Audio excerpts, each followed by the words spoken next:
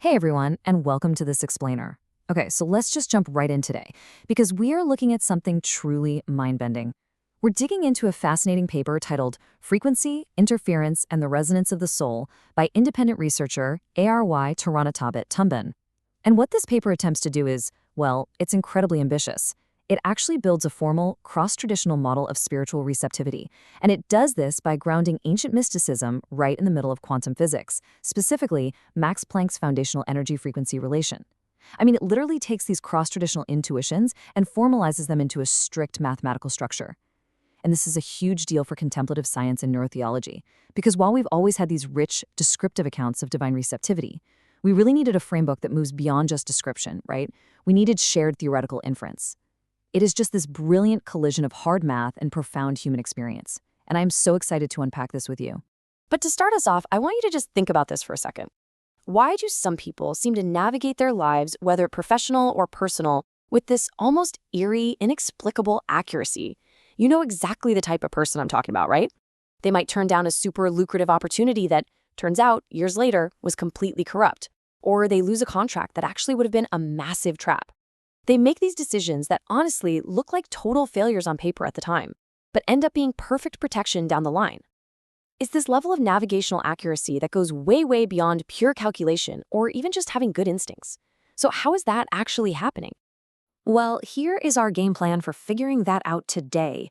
We're going to cover 1. The mystery of navigation, 2. The physics backbone, 3. The frequency equation, 4. Cross-traditional convergence, and finally, 5. Limitations and false positives.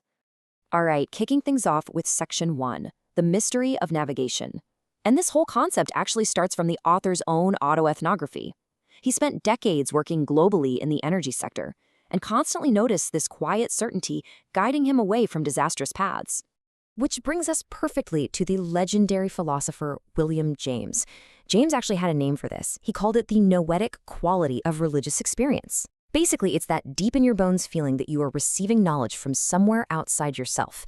And it's not just some random quirk. It's literally one of the most consistent features of human consciousness across different cultures. Even modern neurotheology backs this up. The general consensus is that, yeah, something is broadcasting to us constantly, but our ability to actually receive it depends entirely on our internal state. But the problem was, up until this paper, we didn't have a formal mathematical structure to explain exactly how that reception works. And that leads us right into Section 2, the physics backbone. This is where the paradigm shift happens. So to formalize this whole idea of spiritual receptivity, the paper borrows its architecture straight out of quantum theory.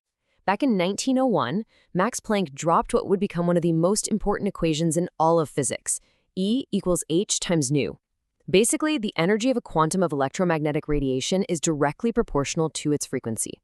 That h in the middle, that's Planck's constant. It literally never changes. It's exactly the same everywhere in the universe. So because h is locked in, a higher frequency absolutely guarantees a higher energy. It's a fundamental law of nature. Now look at how the paper maps this onto spiritual life. And to be clear, this is not just a cute metaphor, it's formal structural borrowing.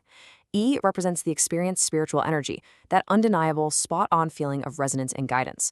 H is still our structural universal given, and that Greek letter nu, that becomes your operating spiritual frequency. So your spiritual energy is directly proportional to your spiritual frequency. The key takeaway here is that you don't generate E.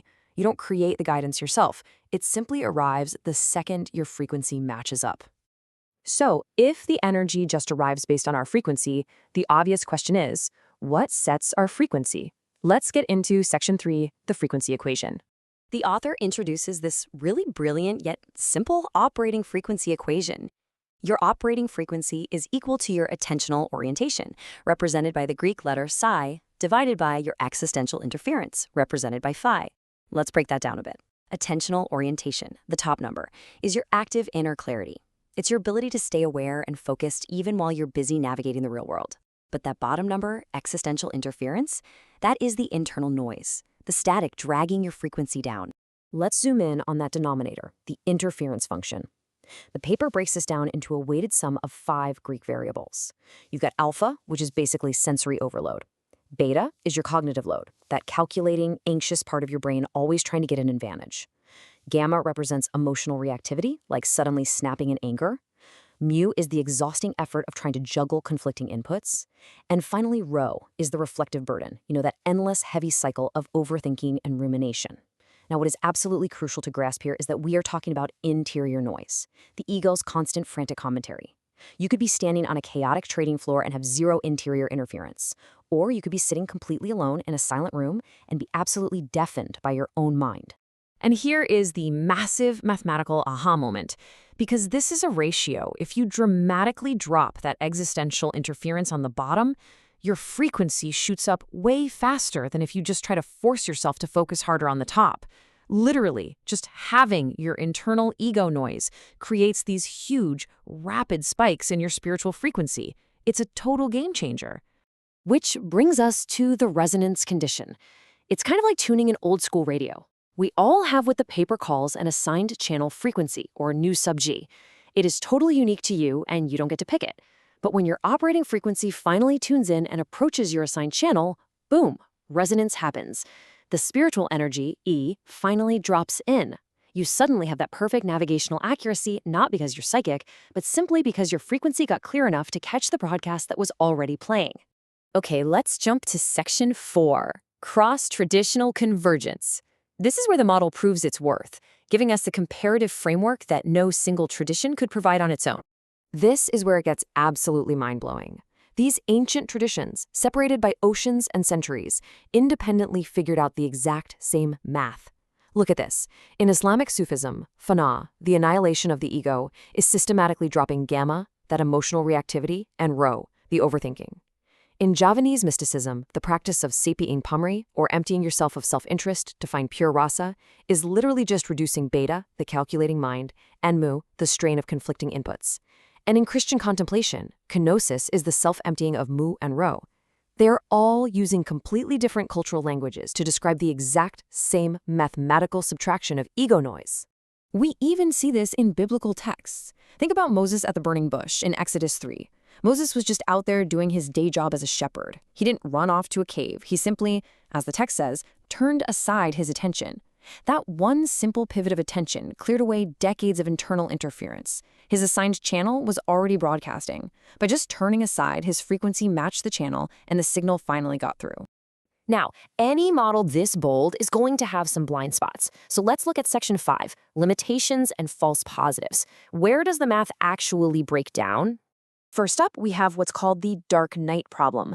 This is the incredibly frustrating scenario where someone has great focus, virtually no ego noise, and yet crickets. The channel seems completely closed even though the receiver's in perfect working order. The author points out 2 likely reasons for this.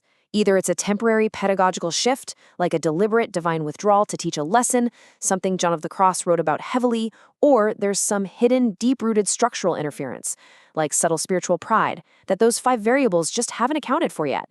It's definitely the biggest open question in this model. And then, of course, we absolutely have to talk about false positives. The math here only tells us how to get a clear signal. It tells us literally nothing about whether the signal itself is good. You can have a crystal clear channel and still tune into a totally misleading or destructive broadcast. High resonance does not automatically equal truth, and that is exactly why every single major tradition insists on community validation. It's why Javanese mystics rely on gurus, and why Ignatius of Loyola mapped out strict rules for discerning spirits.